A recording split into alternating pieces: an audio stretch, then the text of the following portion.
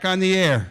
That was fast. Yeah, we're doing it. Hey, Corky, good morning. Good morning. How are you, brother? Good Let's hear it for Corky Siegel. Okay, 1, 2. Live on WLUW 88.7 FM. Chicago Sound Alliance. Okay. I just did this arrangement on the way here. All right. And I only live 3 minutes from the It's a Heartland. shower tune that he's putting into And action. I thought, we're coming out of a little political discussion, and this is a tune it's taken me 71 years to write. All right.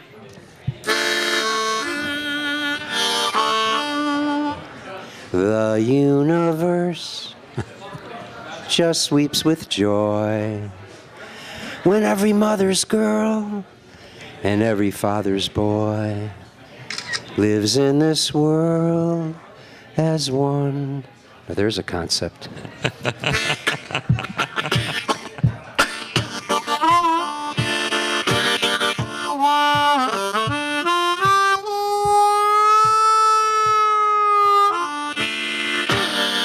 In paradise, a pair of hearts are one. Just think about that, a pair of hearts. You know how we feel that's like paradise, you know what I mean? But not only two are one. The world of hearts are one.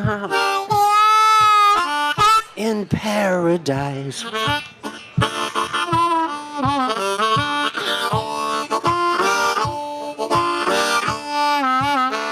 A pair of eyes.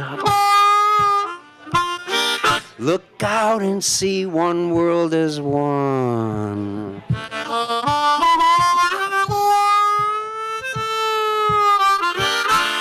And then we realize that you and you and you and I and everyone and everything is one. And then fear and anger's song is gone. And only love is sung in paradise. Now listen to this. I'm listening. Okay. Like a raindrop falling into the ocean, it already is what it will become. And when we part and our part is done, we will still be part of one. We are all raindrops falling into the ocean.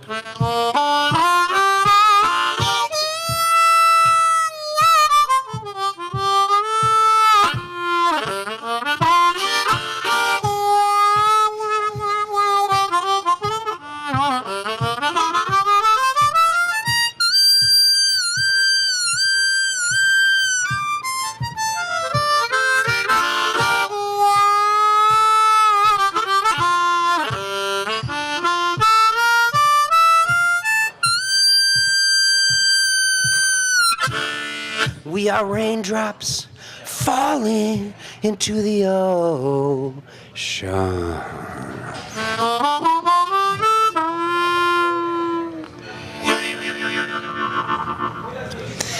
Whoa! From next to the fresh coast, Corky Siegel.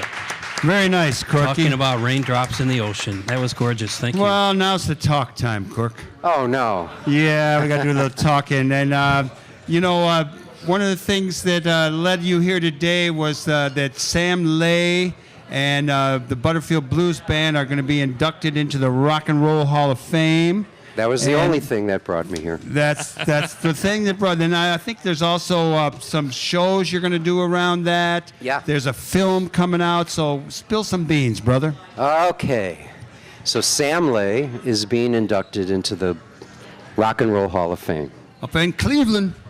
Same day, totally coincidental, not planned. The movie documentary, Sam Lay in Bluesland, Ooh. is coming out the same day at Simfest, right? I like that. Ooh. And the same day that those two amazing things are happening his Rock and Roll Hall of Fame induction, the movie Sam Lay and Blues Band, Sam Lay and Bluesland, and Sam Lay being 80 years old is all happening on the same day. What day is that, Cork?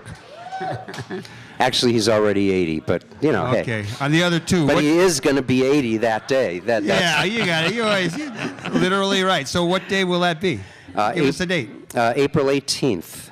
Ooh. Well, I will be in Cleveland with Sam. At the same time, John Anderson, the director of Sam Lay and Blues Band, and also the director of Born in Chicago, will be showing the film on the 18th at SimFest. So what's the significance of Sam Lay's career? Why should people be paying attention to this 80-year-old bluesman getting inducted? Yeah, exactly.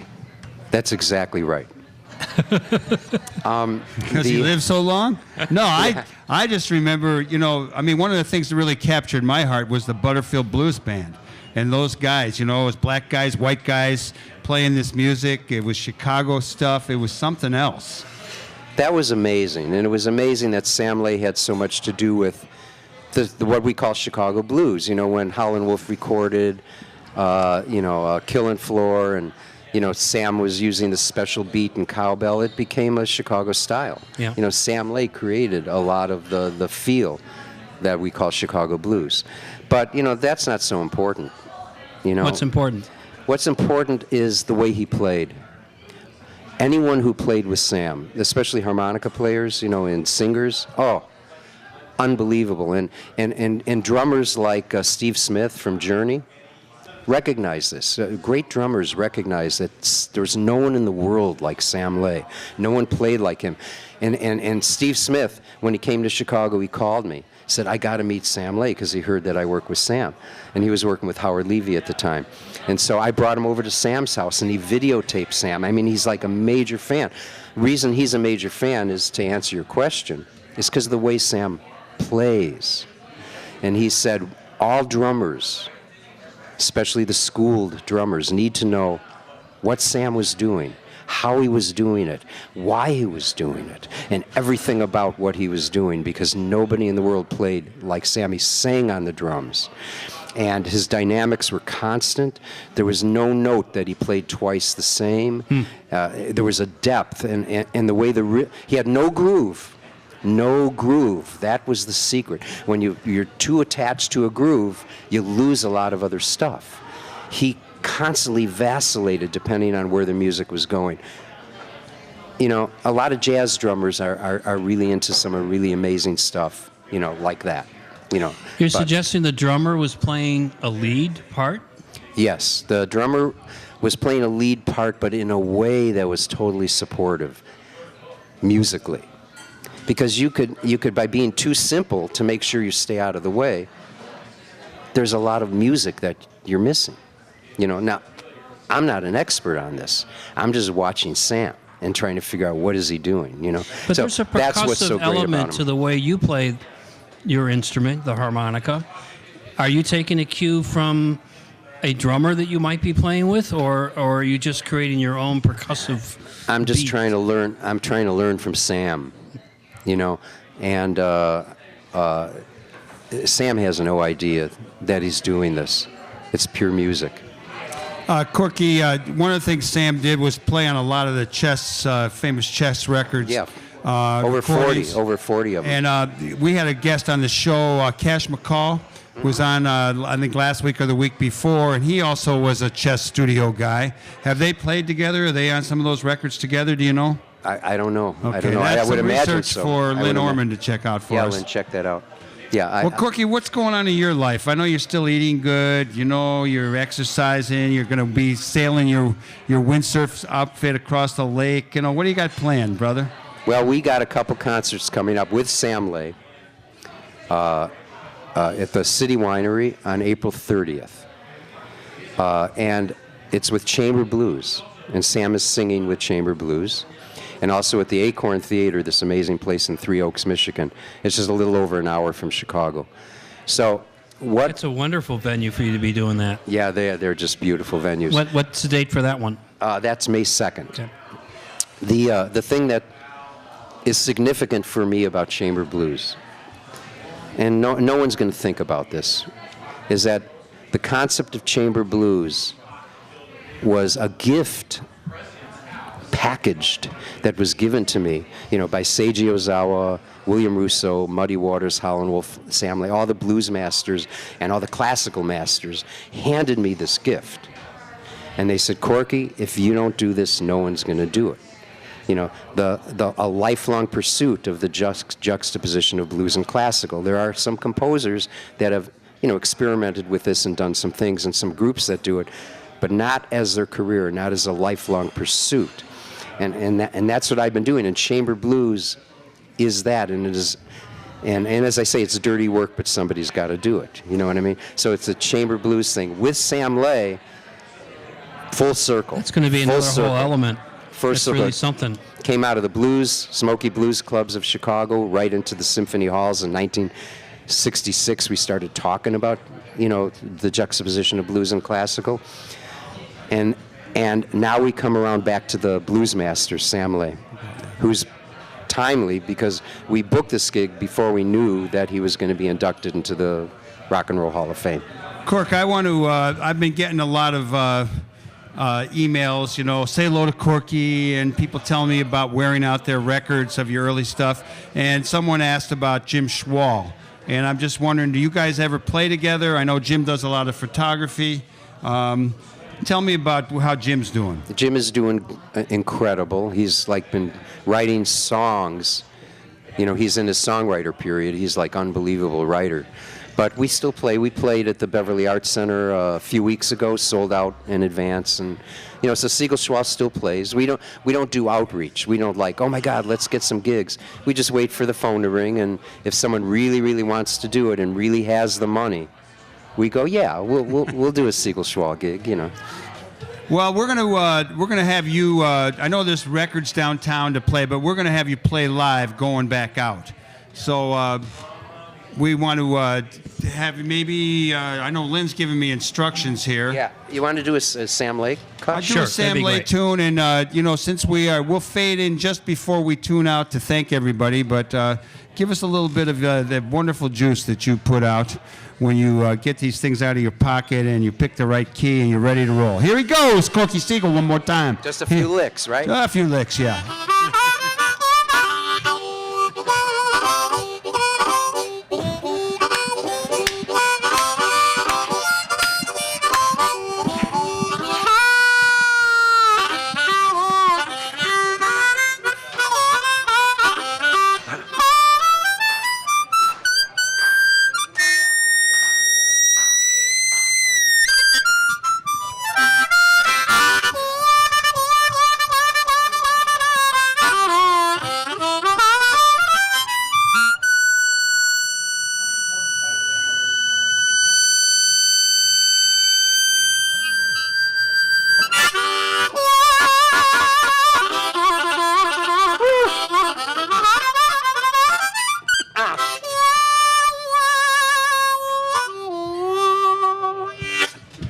Whoa! We want to thank our guest, Corky Siegel. And earlier.